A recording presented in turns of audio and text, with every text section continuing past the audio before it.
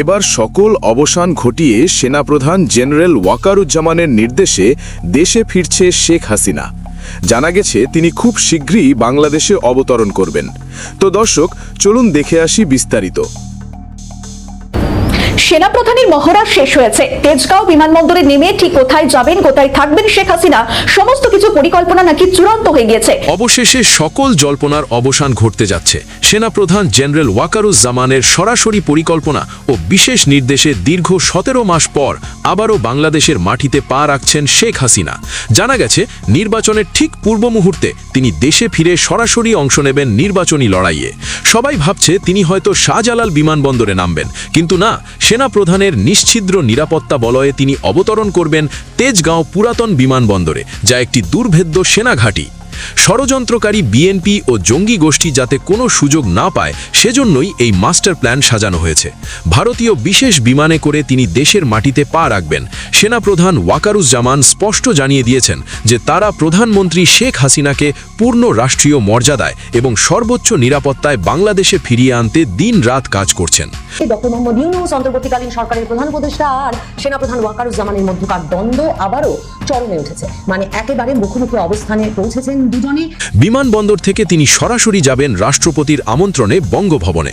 সেখানে জিএম কাদের সঙ্গে গুরুত্বপূর্ণ সভা শেষে তিনি যাবেন নিজের প্রাণপ্রিয় নির্বাচনী এলাকা গোপালগঞ্জে, যেখান থেকে শুরু হবে আগামী নির্বাচনের আসল যুদ্ধ।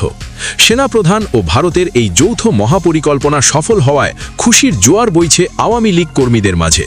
তবে এই খবরে বর্তমান অন্তর্বর্তী সরকারের রাতের ঘুম হারাম হয়ে গেছে। অবৈধভাবে যারা ক্ষমতা দখল করে রেখেছে তাদের জন্য এবার শুরু হতে যাচ্ছে কঠিন জবাবদিহিতা। শেখ হাসিনার এই প্রত্যাবর্তনের খবরে রাজপথ এখন স্লোগানে স্লোগানে উত্তাল। অন্যদিকে দেখুন এই অবৈধ সরকারের তথাকথিত উপদেষ্টা আর মহাজন ইউনুস মিয়ার করুণ দশা। জনগণের ম্যান্ডেট ছাড়া জবরদস্তি করে যারা ক্ষমতা দখল করেছে তারা এখন পালানোর পথ খুঁজছে। এই ইউনুস আর তার সাঙ্গপাঙ্গরা 5ই আগস্টের দোহাই দিয়ে বাংলাদেশকে ধ্বংসের দ্বারপ্রান্তে নিয়ে গেছে। লাখ লাখ কোটি টাকা লুটপাট আর চাঁদবাজিতে মত্ত এই অবৈধ উপদেষ্টারা জনগণের রক্ত চুষে খেয়েছে। এখন যখন বাঘিনী ফিরছে, তখন এই ইঁদুরগুলো কোন গর্তে লুকাবে সেটাই দেখার বিষয়। জনগণ আর এসব বরদাস্ত করবে না। অবৈধ ক্ষমতা দখলকারী এই মহাজনকে এবার জবাবদিহিতার কাঠগড়ায় দাঁড়াতে হবে। তাদের দুর্নীতির পাহাড় আজ সবার সামনে পরিষ্কার। শেখ হাসিনা দেশে ফিরলে এই অবৈধ উপদেষ্টাদের শেকল দিয়ে বেঁধে রাখা হবে, যাতে তারা জনগণের টাকা ফেরত দিতে বাধ্য হয়। জাতীয় নিরাপত্তা উপদেষ্টা অজিত দোভালের সাথে বাংলাদেশের সেনাপ্রধান জেনারেল ওয়াকারের একটি গোপন বৈঠক অনুষ্ঠিত হয়েছে। ভারত আর সেনাপ্রধানের এই নিখুঁত পরিকল্পনা আজ সফল হতে যাচ্ছে। নরেন্দ্র মোদী আর জেনারেল ওয়াকারুজ্জামানের এই জোট আওয়ামী লীগের জন্য নিয়ে এসেছে এক মহা বিজয়ের বার্তা। রাজপথ আজ প্রকম্পিত হচ্ছে শেখ হাসিনার নামে স্লোগানে স্লোগানে। সাধারণ মানুষ বুঝতে পেরেছে যে এই অবৈধ সরকার তাদের কেবল ধোঁকা দিয়েছে, তাই তারা এখন রাস্তায় নেমে খুশির মিছিল করছে। বিদেশের কূটনীতিক মহলও আজ স্তব্ধ হয়ে দেখছে বাংলার এই নাটকীয় পরিবর্তন। অবৈধ ইউনুস কি পারবেন এই গণজোয়ার রুখতে, নাকি তিনি গোপনে দেশ ছেড়ে পালিয়ে যাবেন? সময় বলে দেবে কার কপালে কি আছে। তবে এটা নিশ্চিত যে শেখ হাসিনার হাত থেকে এই ধোঁকাবাজদের নিস্তার নেই। বাংলার মাটিতে আবারও উড়বে নৌকার পতাকা, আর শেখ হাসিনাই হবেন এদেশের কাণ্ডারি।